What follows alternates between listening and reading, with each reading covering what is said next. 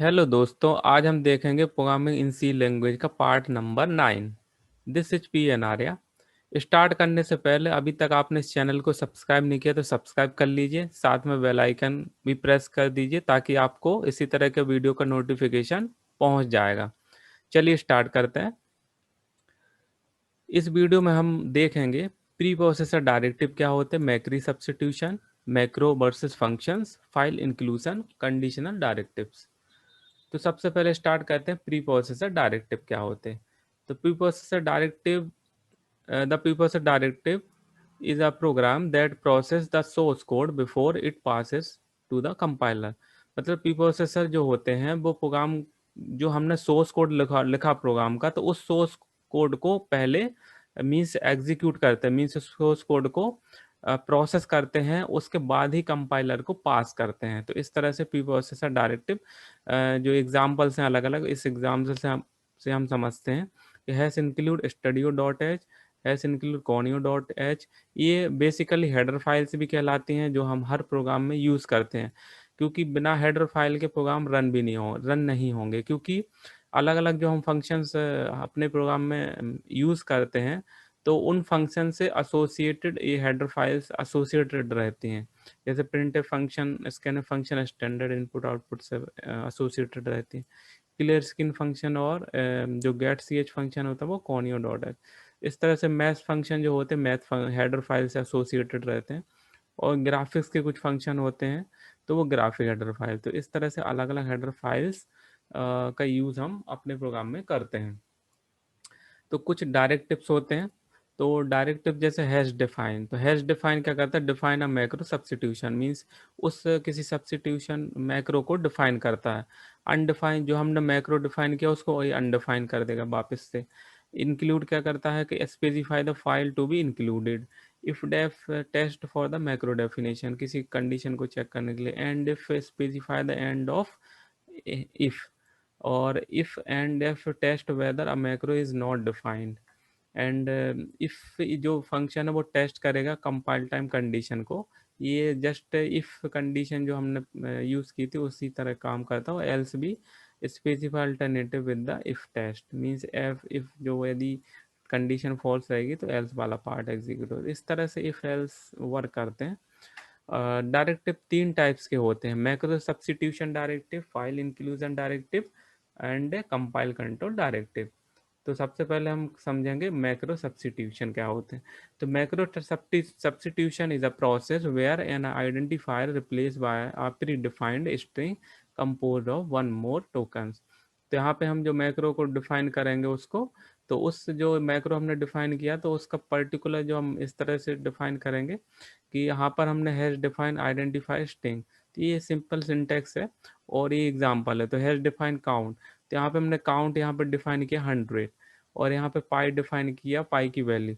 तो हम प्रोग्राम में जब हम यूज़ करेंगे पाई वर्ड, तो यहाँ पे जो उसकी ऑटोमेटिकली वैल्यू कॉपी हो जाएगी।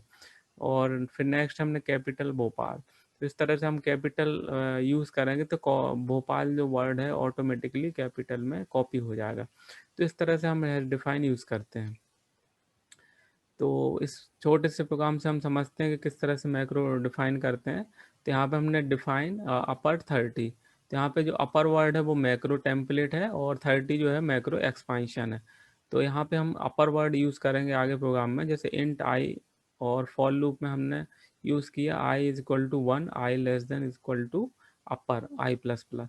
तो यहाँ पे अपर में ऑटोमेटिकली 30 वैल्यू कॉपी हो जाएगी, मीन्स हमें यहाँ पे 30 लिखने की ज़रूरत नहीं है। और फिर प्रिंट करेंगे तो यहाँ पे आई की वैल्यू प्रिंट होगी। तो सबसे पहले यहाँ पे आई की वैल्यू प्रिंट होगी, मीन्स ये लूप 30 टाइम, मीन्स 30 टाइम तक चलेगा, क्योंकि ये बार बार ये 30 यहाँ पे अपर की वैल्यू कॉपी होगी तो फर्स्ट 1 प्रिंट होगा, सेकंड तो 1 से लेकर 30 तक प्रिंट होगा। तो इस तरह से आप मैक्रो डिफाइन कर सकते हैं। फिर सेकंड एग्जांपल पाई का भी है। पाई की वैल्यू यहाँ पे हमने डिक्लेयर कर दी पाई 3.1415, और यहाँ पे हमने फ्लोट आर, यहाँ पे हमने एक वैल्यू आर को इनिशियल मीन्स आर वेरिएबल को हमने 6.25 यहाँ को आर की वैल्यू मीन्स आर वेरिएबल को हमने असाइन की। तो यहाँ पे float area, area is equal to pi, तो यहाँ पे पाई की जो वैल्यू है वो यहाँ पे कॉपी हो जाएगी 3.1415।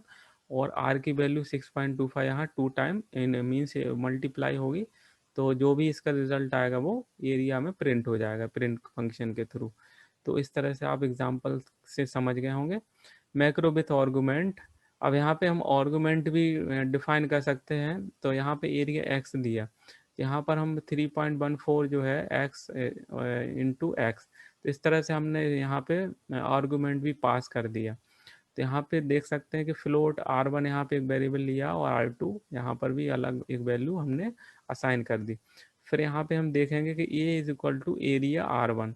तो एरिया R1 में मीन्स जो यहाँ पे एरिया है, तो उस एरिया में जो पर्टिकुलर जो भी मीन्स जो भी उसमें पैरामीटर रहेगा वो पास हो जाएगा। तो यहाँ पे 3.14 और R1 की जो वैल्यू रहेगी वो यहाँ पास होगी।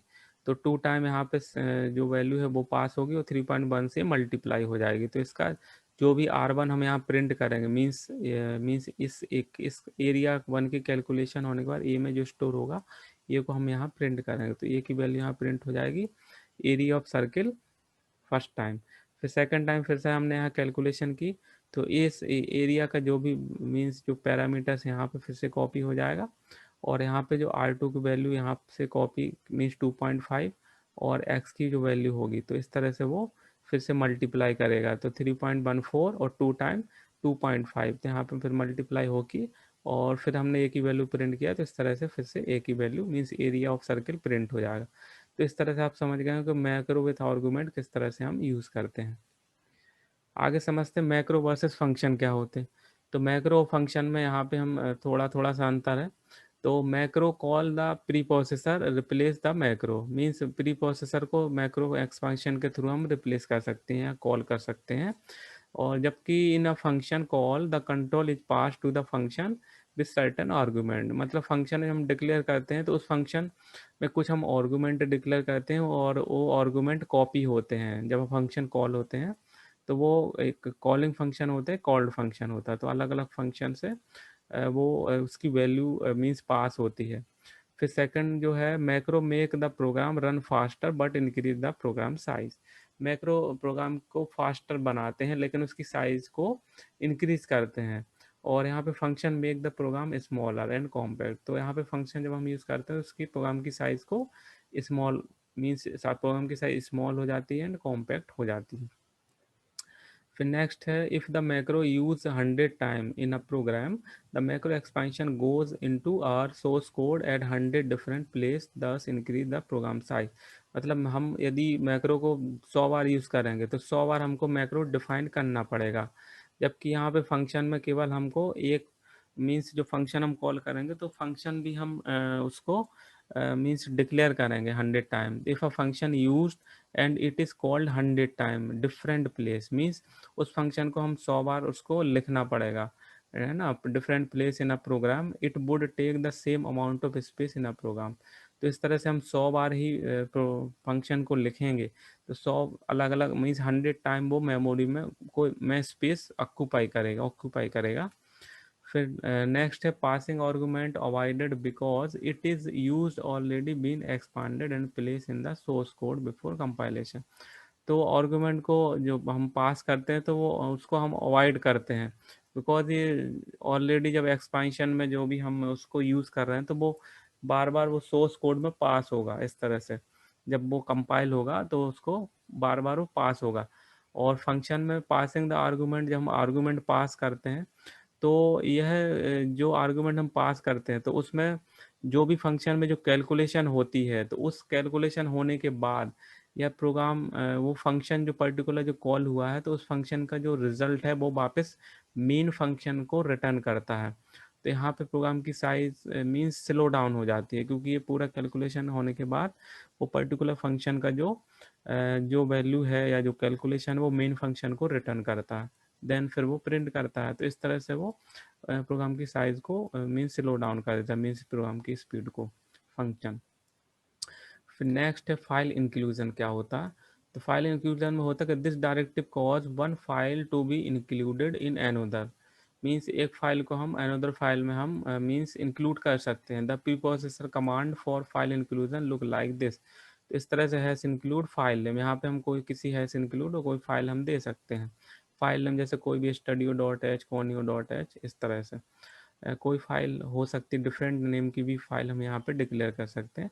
The preprocessor insert the entire content of file name into the source code of the program. तो इस तरह से जो प्रीप्रोसेसर जो है पूरे एंटायर कंटेंट को हम फाइल नेम में ही उसको मीन्स पास कर सकते हैं। मीन्स यहाँ पे हमने कोई फाइल नेम दे दी, तो यहाँ पर जो पूरा जो हमारा सोर्स कोड है उस सोर्स कोड को पूरा एक फाइल नेम में कॉपी हो जाएगा।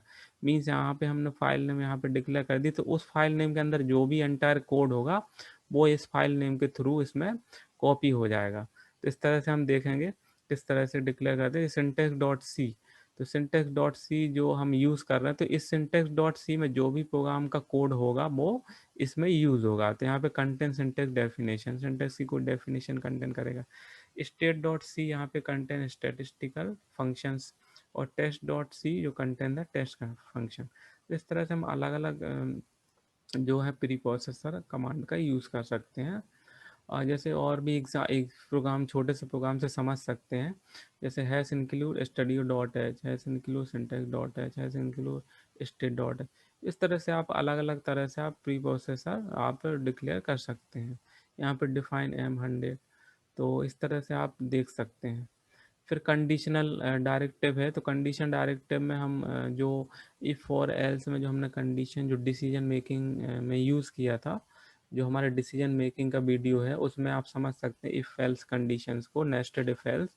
तो उसी तरह से यहाँ भी इफ़ एल्स जो वर्क करते हैं कि if we want the compiler skip over part of the source code by inserting the preprocessor command. मतलब हम किसी पार्ट को स्किप करना चाहते हैं तो इस तरह से हम यूज़ कर सकते हैं, इफ़ एल्स का यूज़ करते हैं। जैसे यहाँ पे हमने यूज़ किया इफ़ डेफ इंटेल, यहाँ पे यदि इफ़ डेफ इंटेल यहाँ पे कंडीशन ट्रू होगी तो code suitable Intel PC execute हो जाएगा। यदि कंडीशन फॉल्स होगी तो एल्स वाला पार्ट एग्जीक्यूट होगा। और यहाँ पे एंड इफ मीन्स ये एंड करेगा, तो एंड में लास्ट में code common to both computer, यहाँ पे दोनों प्रिंट होंगे। तो इस तरह से कंडीशन को प्रिंट करेंगे। फिर if end L else if directive, if the test less than is equal to, जो कंडीशन हमने दी है एवेलुएट टू ट्रू, मीन्स ये कंडीशन ट्रू होती है तो स्टेटमेंट 1 और 2 प्रिंट होगा। और यदि इफ जो test less than is equal to condition false होती है तो एल्स का पार्ट एग्जीक्यूट होगा, मीन्स स्टेटमेंट 3 एंड 4। और फिर लास्ट में एंड इफ, एंड इफ को एंड करेगा। तो इस तरह से आप एल्स इफ जैसा ही है।